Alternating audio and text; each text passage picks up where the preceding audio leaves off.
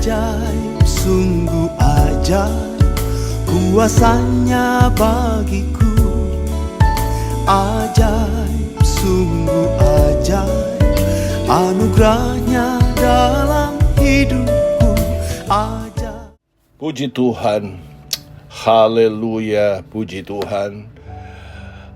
Kita berdoa terlebih dahulu. Tuhan Yesus, terima kasih buat anugerah Tuhan yang sungguh indah, yang kami selalu nikmati di setiap saat.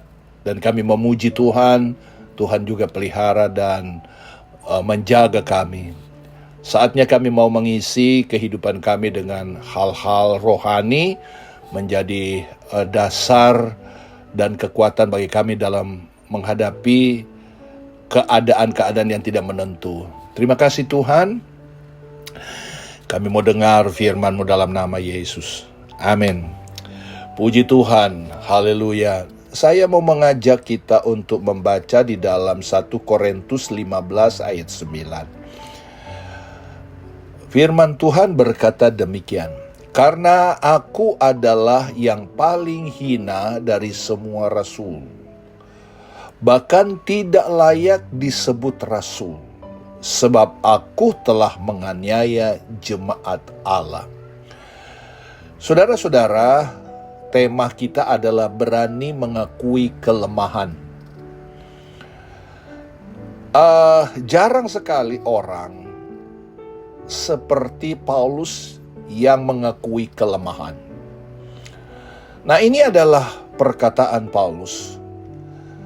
Ini adalah pekerjaan yang sebenarnya saudara-saudara yang paling mudah untuk melihat kelemahan atau kekurangan orang lain.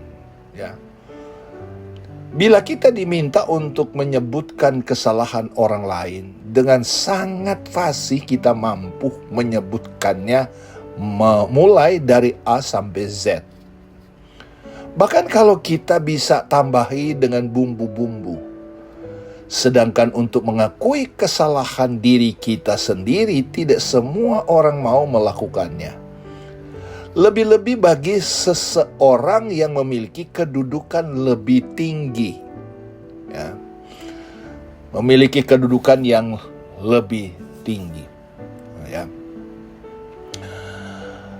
Tidak semua orang mau melakukannya, ya.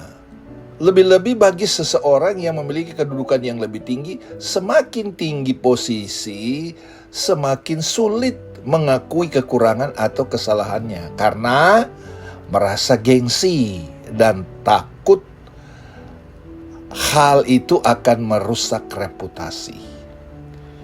Ada seseorang juga, saudara-saudara, ada orang-orang juga, kelompok atau pribadi. Ayo kita ketemu. Yang dibicarakan pokok, yang dibicarakan cuman selesai, ya, 5 menit. Tetapi kalau menceritai, ingin tahu orang, ingin tahu hal itu, ingin tahu hal ini, itu rasanya bersemangat. Yang tadinya saya cuman buru-buru, tetapi kalau sudah cerita orang lain, cerita kelemahan orang lain, ingin tahu. Ya.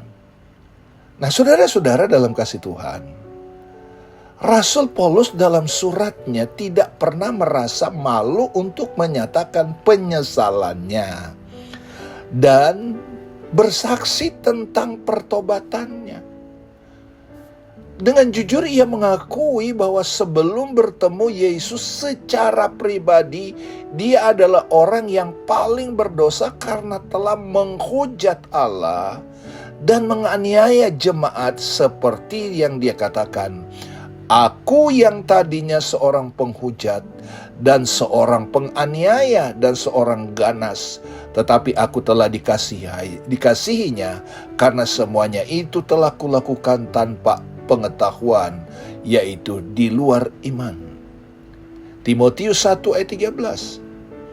Bahkan ia pun merasa bahwa dirinya yang paling hina dari semua rasul, bahkan tidak layak disebut rasul. 1 Korintus pasal 15 ayat 9. Jadi kita melihat saudara-saudara dalam kasih Tuhan, ya.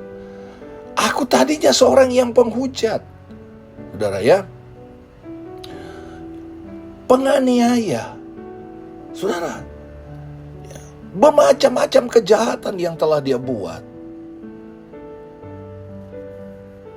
Tetapi ketika dia terima Tuhan, dia dipulihkan. Ya. Dia dipulihkan karena dia terima Tuhan secara pribadi. Ya. Dia terima.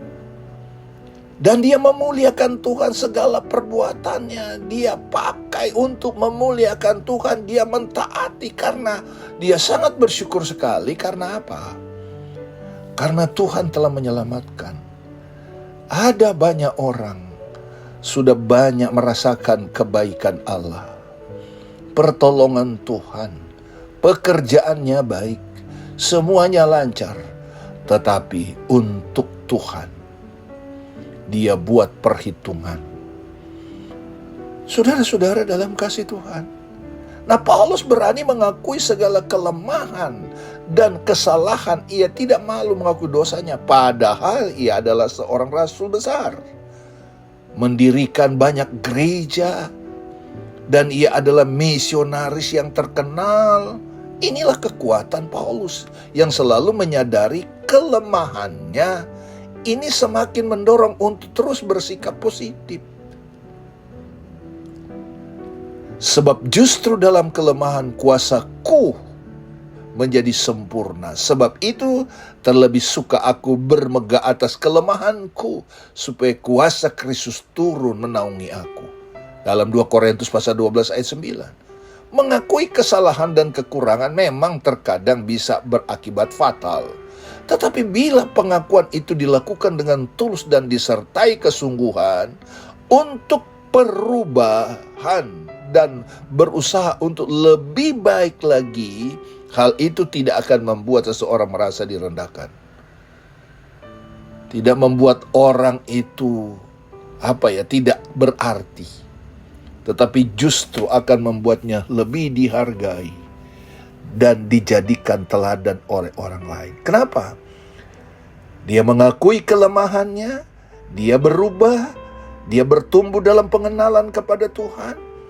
Dia melakukan perbuatan-perbuatan, dia berkorban, dia perhatikan pekerjaannya untuk kemuliaan Tuhan. Sehingga orang menghargai, orang menghormati. Karena buah-buah yang dia tampilkan adalah buah-buah yang menyenangkan hati Tuhan. Seorang yang berjiwa besar berani mengakui kelemahan dan kesalahannya. Maka Tuhan akan memberkatinya. Dan Tuhan akan menyertai hidupnya. Mari kita berani mengakui kelemahan kita. Karena hanya Yesus yang sempurna. Karena dia adalah gembala kita yang baik. Tuhan Yesus menolong kita semua.